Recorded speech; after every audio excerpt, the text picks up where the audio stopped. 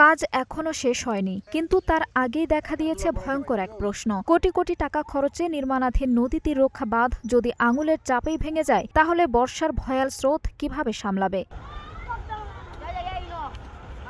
এ দৃশ্য নেত্রকোনা সদর উপজেলার রৌহা ইউনিয়নের তেলিগাতি এলাকার। নদী ভাঙন থেকে মানুষকে রক্ষা করতে নতুন সড়কের পাশে নির্মাণ করা হচ্ছে তীর রক্ষা বাঁধ, কিন্তু কাজ শেষ হওয়ার আগেই বাঁধের বিভিন্ন অংশ দেবে গেছে। অনেক ব্লকে দেখা দিয়েছে ফাটল। স্থানীয়দের দাবি, কিছু ব্লক এতটাই দুর্বল যে খালি হাতে চাপ দিলেই গুঁড়ো হয়ে যাচ্ছে। এলাকাবাসীর অভিযোগ, নির্মাণ কাজে প্রয়োজনীয় পরিমাণ সিমেন্ট ব্যবহার না করে অতিরিক্ত বালু ও মাটি মেশানো হয়েছে। ফলে শুরুতেই প্রকল্পের মান নিয়ে প্রশ্ন উঠছে। বর্ষার পানি পুরোপুরি নামার আগেই কয়েকটি স্থানে বড় বড় গর্ত তৈরি হয়েছে বলেও জানান তারা। ঠিক আছে, একদম মাটির মতো, ঠিক আছে, দিছে, ভাঙ্গা যাইতেছে, ঠিক আছে, দুর্নীতি হইতেছে, ঠিক আছে, এই যে ব্লকগুলা দিতেছে, ঠিক আছে। যে নদীর তীর রক্ষার যে বাঁধ নির্মাণ করা হয়েছে, এখানে যে ধরনের কাজ করার কথা ছিল ওই ধরনের কাজ করে নাই।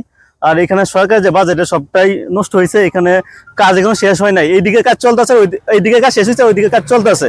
এর মাঝে আমাদের যে ব্লকগুলা সবগুলো যে দেখেন গর্ত হয়ে গেছে, ওইদিকে ভেঙে গেছে।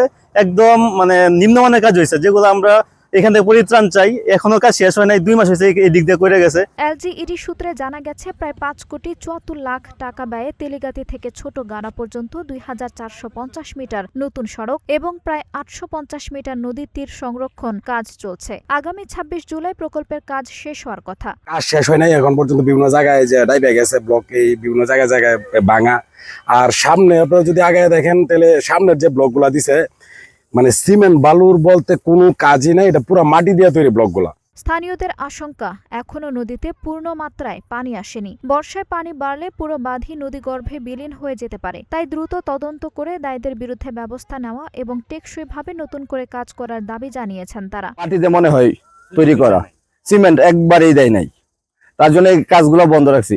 আমরা প্রশাসনের দৃষ্টি আকর্ষণ করতেছি এবং মাননীয় সংসদ সদস্য আনোয়ারুল হক ভাইয়ের দৃষ্টি আকর্ষণ করতেছি, যাতে রাস্তার কাজটা আর সুন্দরভাবে পরিচালিত হয়। জেলার নির্বাহী প্রকৌশলী মোহাম্মদ ওয়াহিদুজ্জামান জানান, মূল সাইট থেকে 200 থেকে 300টি ব্লক চুরি হওয়ার পর ঠিকাদার বাইরে থেকে কিছু ব্লক এনে ব্যবহার করেন। সেগুলো নিম্নমানের হয় স্থানীয়দের উপস্থিতিতে ভেঙে ফেলা হয়েছে এবং বাকি ব্লকও সরিয়ে নেওয়ার নির্দেশ দেওয়া হয়েছে। আর বাঁধ দেবে যাওয়ার কারণ হিসেবে তিনি বলছেন, আগাম বৃষ্টির কারণে উপরের অংশের কাজ শেষ না হওয়ায় নিচের মাটি কিছুটা সরে গেছে। কাজ সম্পূর্ণ শেষ হলে আর এমন সমস্যা থাকবে না বলেও দাবি করেন তিনি।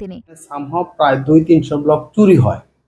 চুরি হওয়ার পরে ঠিকাদার এই 200-300 ব্লক সে বাহির থেকে নিয়ে আসে কেরিং করে, কিন্তু যখন আমাদের সামনে পড়ে যে ব্লকগুলা নিম্নমানের, স্থানীয় লোকজন এবং আমাদের অফিসের লোকজন ওগুলো এমনিতে কিছু ভেঙে ফেলে, আর কিছু ওই দিনই সরানোর জন্য বলা হয় এবং অলরেডি সে ওই 200-300 ব্লক সরাই ফেলছে। আর বাকিগুলো তো আমাদের সামনেই তারা ঢালাই করছে। দেবে যাচ্ছে বলতে আপনার যে অংশটুকু মানে নিচে এখনো তো ব্লক সম্পূর্ণ বসাই নাই, ব্লক উপরের অংশ বাদ আছে। ওই যেহেতু উপরের অংশ যে অংশটুকু বাদ আছে ওখানে পানি যাচ্ছে, পানি গিয়া মানে কাজগুলো যদি এখন তো প্রচুর বৃষ্টি হচ্ছে, বৃষ্টির কারণে ওই সারফেসটা একটু মানে রেইন কাটের মতো হচ্ছে।